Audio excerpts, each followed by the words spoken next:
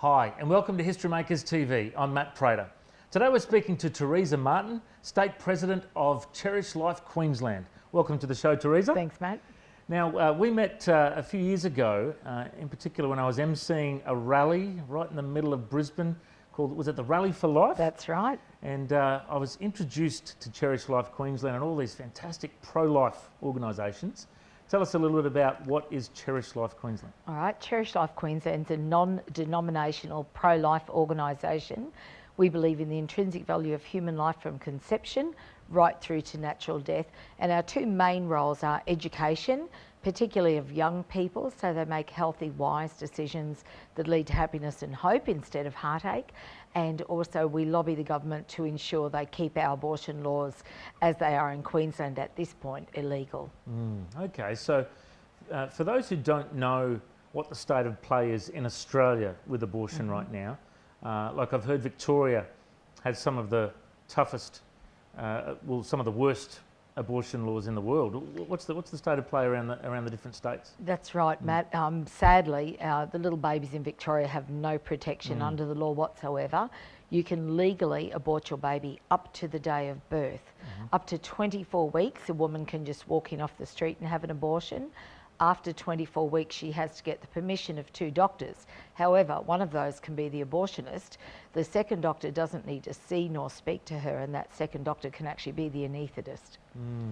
And Queensland, what's the current state of play in Queensland? Well, Queensland, it's still illegal, but a judge in his infinite wisdom interpreted the law to say except for the mental and physical well-being of the mother. So considering it's illegal, we do something up of 14,000 abortions in Queensland every year. Now, one abortion is too many, but 14,000 is heartbreaking. Now, I was really impacted a couple of years ago watching a movie called October Baby. And it's about a young girl who finds out she's adopted and then finds out the story that her mother was going to abort her, and I won't spoil the movie, but it's just a beautiful story and bawled my eyes out. But the byline of the movie was every life is precious. And it really made me think it's so important for young people to see this movie because, let's face it, a lot of younger girls are probably the ones that make the decisions about abortion more than anyone, and they think, oh, it's going to ruin my life. Oh, I can't give that up for adoption. Oh, it's just easier to get rid of it. They don't realise that it's a life. They don't realise it's a person that God has created. Would you just tell us a little bit about, firstly that movie, how it impacted you, and just the idea that every life is precious. Just share a bit about that, would you? Every life certainly is precious, and I think one of the things often people say about well-known people such as Steve Jobs from Apple, he was very well known, he was adopted. Now, if his mother had have made a different choice, where would that leave us? And whilst that's very valid using somebody in the public eye, let's look at it right here and now. If right this minute there wasn't all the garbage collectors that we have, if there weren't all the shop assistants that we have, we need to break it down and realise that there are people that we are walking the streets with who, by the grace of God, managed to come into the world. One of them's a dear friend of mine. I had known her. I always get a bit emotional talking about her story. I'd known her for at least a good 10 years before I knew her mother tried to abort her, and she survived to tell the tale. And I just can't even imagine what the world would be without her friendship. Our sons are friends as well, so it sort of goes down the line. So every single life is worth living, every life. And often I think with an unexpected pregnancy, sometimes, even if you don't believe in God, it's God's way of getting your attention. He's saying, what you're doing is not what I created you for. There's a better way to live. And you and I are also friends with the crew that run the Priceless Life Centre. Absolutely. And I mean, what a great organisation where people can ring up and call this hotline. Tell us a bit about their organisation. Priceless Life, I can't pump them up enough. They're fantastic, the wonderful Helen and Liz and all the other ladies there. They run a phone counselling service for girls who are unexpectedly pregnant. You can bring it for lots of other reasons, but that's the main reason why. And they have just recently opened rooms at Wollongabba there, which is fantastic. So we encourage everybody to get on Google Priceless Life or Pregnancy Help Support. That's the name of their office, and actually get help that way. And all they do is help you see what's truly in your heart, not what your boyfriend's telling you, not what your mother's telling you, but what's truly in your heart in relation to your baby. Now, I've heard some research in the past about the effects an abortion can have on a mum. Obviously, there's an effect for the child because, you know, you're playing God, you're ending the child's life. But with mothers, there can be long-term physical and mental effects. Absolutely. Would you like to just share a bit about that? One of the things that can happen is they can have triggering events, which will be perhaps the date of the abortion, or maybe the date that the baby was due to be born. It could be, for one lady I know who lives down the coast, for her it's the sound of a vacuum cleaner because it reminds her of the vacuum that was used on her during an abortion.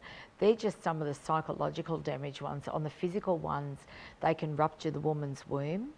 There was sadly a case here in Brisbane where the abortionist protruded through the womb the suction machine, which is about 30 times stronger than your home vacuum cleaner, suctioned onto the lady's fallopian tube, etc. So she's lost that. There's the ongoing issue of mental depression because of that. But I want to bring in here too, just briefly, Matt, the men as well. Abortion emasculates men. What's written in a man's heart is to protect and provide. And when he has failed himself and failed that child and allowed that baby to be aborted, something fractures in his spirit. That's not what he was created for. And the same is happening for the woman. We're created to love and nurture. And when we don't do what's written in our heart, then something fractures within our female spirit as well. And is there, look, I know you have a strong faith. How did you first get into this kind of ministry? Was it since you were young you decided? Yeah. Or was it... Well, I was very blessed, I suppose. I was brought up in a large family, and that was automatically a validation of human life. I think too, it was interesting, you know, one of the things when we were younger at school, we were taught the question and answer, which I think there's something to be said for question and answers, and it was, why did God make us? God made us because he loves us. He wants us to love and serve him here on earth so we can be happy with him forever in heaven. So even though I didn't know why I was here, I knew somehow in the deepest of my being there was a reason and a purpose. And I remember being 15 and reading a prayer, and it's called the Prayer of Spiritual Adoption, where you spiritually adopt a baby that is being conceived now, and you pray for that baby for 9 months.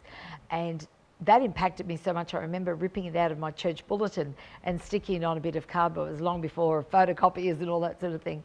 And I've actually still got that prayer now, and I do say it very regularly. So that was sort of probably the next part of the journey where God just gave me a little tap on the shoulder. And then just as I got older, I took out my own membership for Cherish off Queensland, which back then we were Queensland Right to Life. And then in God's providence, a position was going to speak in the schools. And I started there, and then wisely or otherwise, they voted me in as state president. And I'm so blessed because I get to do a job that I absolutely am passionate about every single day. Don't go anywhere. There's another amazing guest coming up soon on History Makers TV. Now, we should just, you know, share with the viewers about God's grace and forgiveness too. I always get concerned as a pastor whenever we talk about this subject that people will feel condemned or guilty because they have had an abortion or their partner's had an abortion. And, you know, God's love and God's grace just can wash away any sin, anything. Do you just want to share a bit about that? I definitely do with relation to that. The first thing I want to say is to the pastors, never be frightened to speak about abortion in your church. If you speak about it, you are giving that woman permission to come and talk to you. You're putting the key in the lock of her heart that she doesn't even know is locked. God forgives us anything if we have a truly repentant heart. And I think for the girl to get past that fact, we aren't greater than God. He's greater than us. And our sin isn't greater. He carried that cross for us, each and every one of us. So whether you've had an abortion, whether you've had a baby that you mistreated, whether you've adopted a child, gifted that child to a childless couple, any scenario that you have, God is not too big for that. He will always accept you lovingly back. And that's one of the messages, I suppose. When I was at the March for the Babies in Melbourne, which is in October of every year, it's usually the first or second Saturday. You can Google it, they're on Facebook, etc. We do encourage you to come down and help our southern friends. But the pro-abortion people there were very aggressive and angry this year. And as they were close to us, the one thing I kept whispering in their ear, because you talk under the noise, you don't raise your voice to get over it, I just kept saying, no matter where you are, no matter what you've done, God loves you. Because for them to be wanting babies dead, for them to be championing that cause, what has happened in their hearts? What's gone wrong in their families to cause them to be like that? And maybe they've never felt loved. Maybe they don't know God's out there and he loves them. And you know, the pro-abortionists, their biggest line is, it's a woman's right. Yeah. She owns her body, she can do what she wants with it. What do you say to that? Well, basically, firstly, my right stops where another person's right starts. And firstly, a male baby is definitely not part of a female body. Both male and female have totally different blood groupings.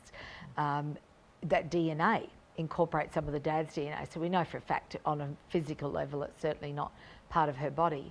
But even if that's the case, if it is a right, her right still stops where that baby's rights begins. And if it's women's right, what about the 50% of babies who are women? And you would say that a baby's life begins at the point of conception? Absolutely.